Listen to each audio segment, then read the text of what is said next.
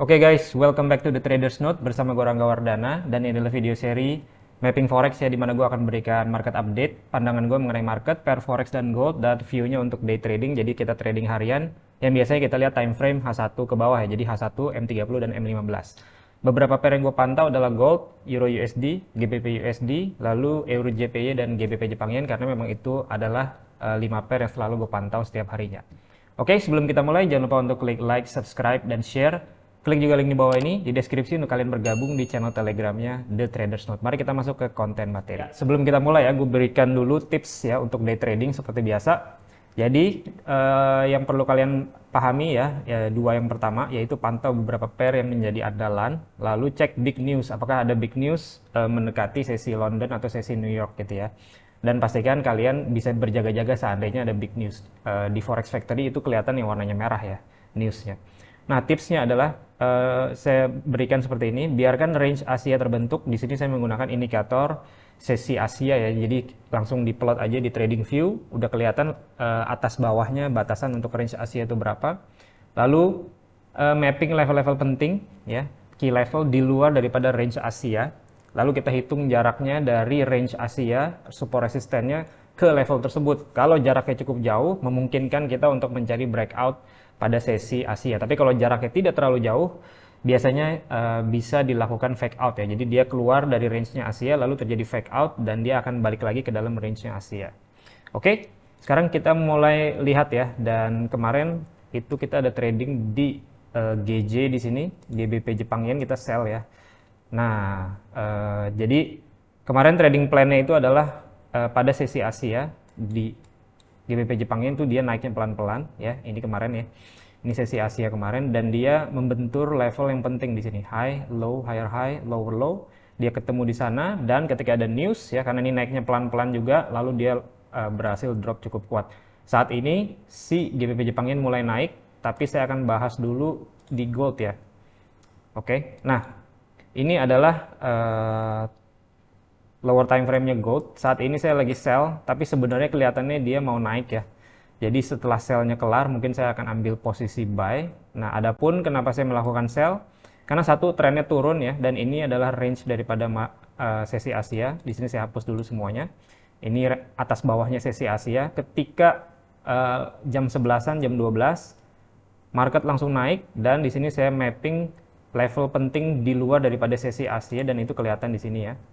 Dan di sini saya melakukan sell limit, stop loss-nya diletakkan di atas daripada candle yang ini ya, dimana dia terjadi base dulu sebelum dia drop.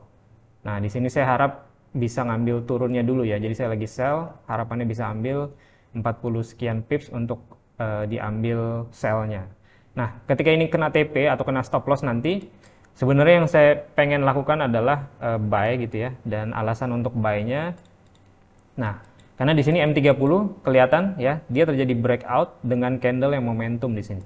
Dan kalau kita perhatikan ya, di M30 dia membentuk engulfing dulu ya, lalu dia breakout. Dan ini biasanya enak untuk diambil buy on weakness ya. Jadi saya akan buy limit di sekitaran bawah, mungkin 1627 untuk diambil buy-nya ke atas. Jadi setelah sell-nya kelar, harapannya bisa diambil buy untuk lanjutin naik ke atas. Dan target naiknya kemana? Kita bisa pasang di H4 ya. Dan di sini saya perhatikan ada support yang cukup penting ya. Mungkin bisa menjadi target ya 1640 kalau kita dapat buy-nya di bawah. Oke, jadi sementara saya masih dalam posisi sell dan menunggu untuk ngambil buy di level bawah. Oke, next-nya di yang mungkin terlihat cukup jelas ya, itu di GBP USD.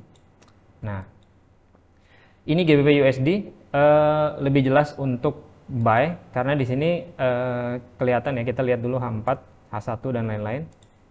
Ya.